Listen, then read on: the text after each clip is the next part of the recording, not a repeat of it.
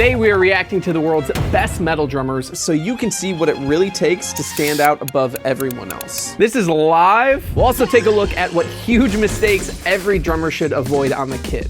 Oh God. But first, let's check out the metal drummers with the fastest hands. Oh my goodness. That E kit is like this big.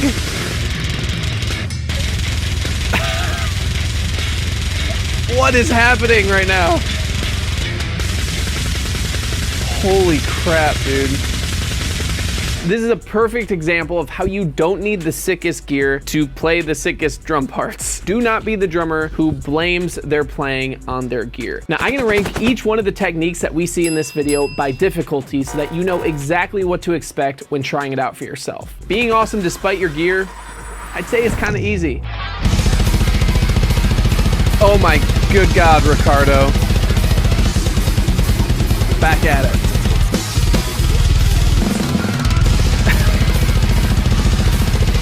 Dude, the single hand speed. Now this is a perfect example of someone who has mastered the basics. All Ricardo is doing here is leveraging finger technique. And this is what is possible if you get obsessive about perfecting the boring stuff. Too many drummers get the basics to just an acceptable level and then they never move on. But the drummers who spend more and more time solidifying their foundation will make everything else that they do beyond that 1,000 times easier. Perfecting the basics is actually frustratingly difficult. The better you get at practicing the boring stuff, the better musician you will be. Oh, bro's going in. Whoa. The look on people's faces makes it seem like this is not planned.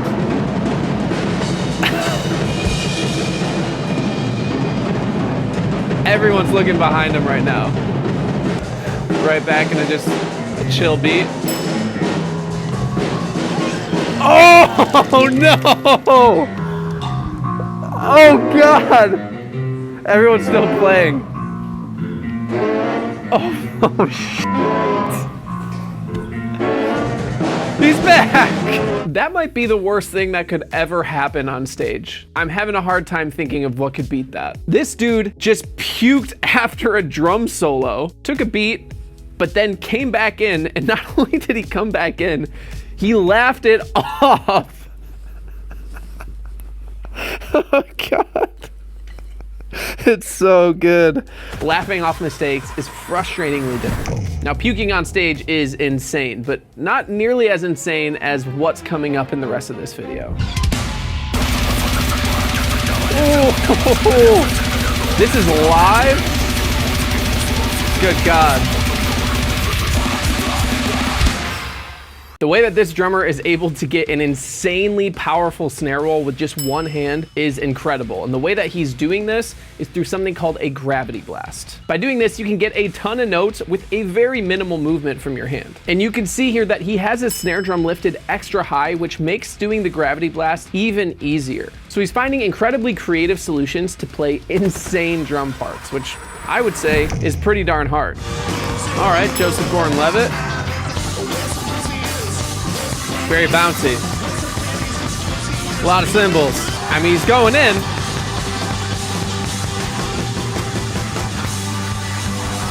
So many cymbals. But not bad, not bad. In the tier list of celebrity drummers, I would give Joseph Gordon-Levitt a B. Not too bad. Maybe just a little bit above Justin Bieber for sure. Never underestimate the fact that the visual side of your performance can really make people think that you sound better than you actually do, which is why I think bringing the energy is a super easy hack that anyone can bring to their performances. All right, Metallica. Ginormous crowd as always. Lars. Oh God. Oh, he's... Now, you never want to be in a situation where your singer is laughing at you. Just not where you want to be. So why did it go wrong? Well, the lie that a lot of us believe is that if we just play the same song over and over, we're just going to get better at it. But that's not true. If you aren't being intentional about cleaning up your playing, fixing your errors with each repetition, you're just going to solidify playing the song poorly over and over again. That's why I would say intentional repetition is hard. Now we are going to talk about what metal drummers should avoid doing on the drum set, and things might get a little bit out of hand. Okay, another. I've been here before. Ooh. Epic transition. Now the big mistake here is playing without a frickin' cymbal topper. Of course the cymbal's gonna go flying. But what they did really well here is that they kept rolling with the punches in a live situation. A lot of people would stop playing, put the cymbal back, and it draws so much attention. Keeping the show rolling despite any problems can be easy. All you have to do is just keep playing, even though it's very distracting. Oh, Ricardo's back. Oh my goodness gracious. Really putting his techniques to the test. Oh my gosh. I've got to be honest, that's impossible. So let's move on to some of the drummers with the fastest feet.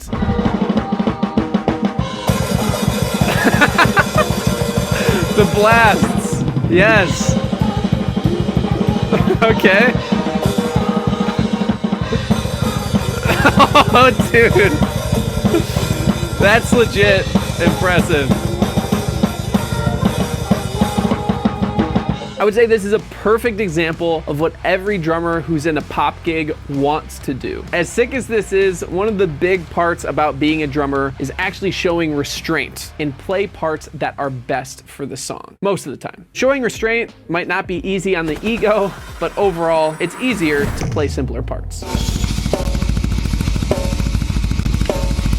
Eloy absolutely smacking that snare.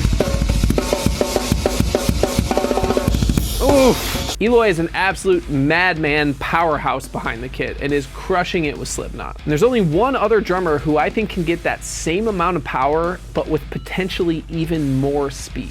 And that's Chris Turner. Dude. Oh, God. Goosebumps, man.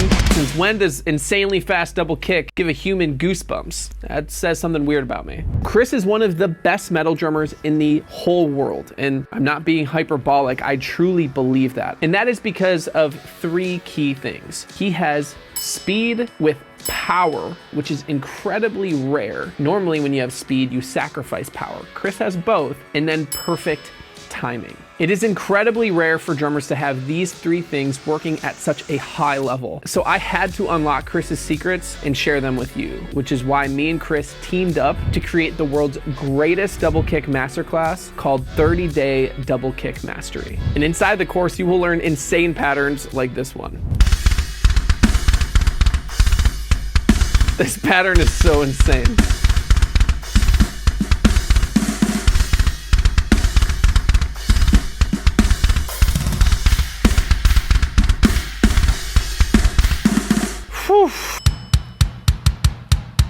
Okay, with the left foot, that's sick.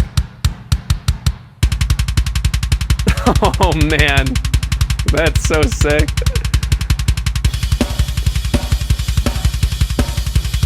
This is dope. I've never seen anyone do this. Woo. That was sick. What I love about this clip and Estepario in general is he's breaking the stigma that your weak foot always has to be the thing that follows your dominant foot. Moving beyond that thinking will not only open up more sound and coordination possibilities for you on the kit, but it also will make your weak leg much stronger so that your double kick will become faster. But improving your weak foot coordination, I would say, is pretty frustratingly difficult. Unless you have 30-day double kick mastery, then I'd move it up to hard. Okay. A one-handed bleed. With no shoes. Respect. With the T, okay. More of a coffee guy. Playing bleed with one hand is insane because this is a notoriously difficult song, but it brings up a good point. We need to flip the expectations that we have for ourselves. We shouldn't practice until we can play the beat.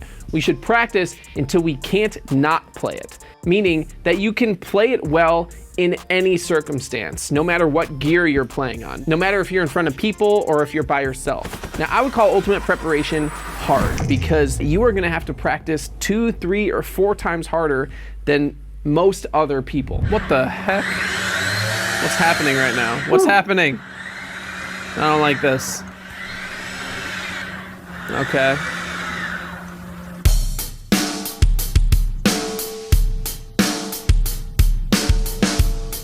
Where are the mics? That is pretty fast, but it does sound like a fart. We might think that robots are taking over, but first of all, I don't know that the first one was real because there were no mics. The second one sounded like a big long fart, which I don't know if is a bass drum tuning problem or if just at that speed, you're just at fart level. Am I supposed to rate that? Yeah, it's easy because they're robots. Now let's study the drummers who don't need speed to be incredible. Holy, that thing sounds sick.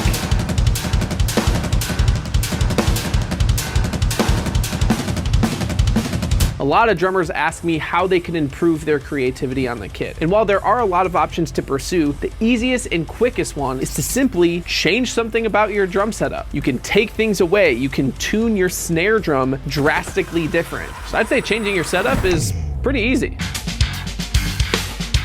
Ooh. I love Matt Garsko. What is happening right now? This is when your brain starts to melt away.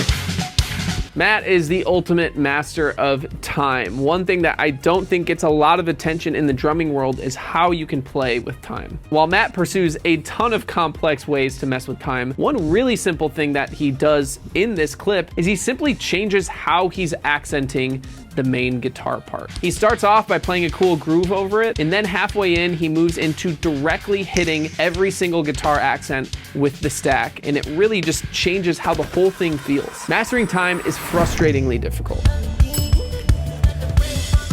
Oh man. My father, Travis.